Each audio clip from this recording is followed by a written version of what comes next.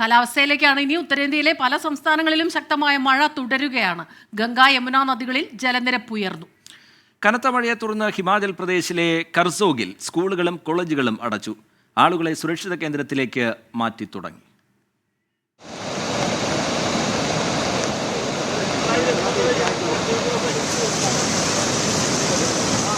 ഹിമാചൽ പ്രദേശിലും ഉത്തർപ്രദേശിലും വടക്കുകിഴക്കൻ സംസ്ഥാനങ്ങളിലും അതിശക്തമായ മഴയ്ക്ക് സാധ്യതയുണ്ടെന്നാണ് കാലാവസ്ഥാ നിരീക്ഷണ കേന്ദ്രം നൽകുന്ന മുന്നറിയിപ്പ്. ഈ പ്രദേശങ്ങളിൽ ഓറഞ്ച് അലർട്ട് പ്രഖ്യാപിച്ചു. ഡൽഹിയിൽ 24 മണിക്കൂറിനുള്ളിൽ അതിശക്തമായ മഴ ലഭിക്കുമെന്നാണ് പ്രവചനം.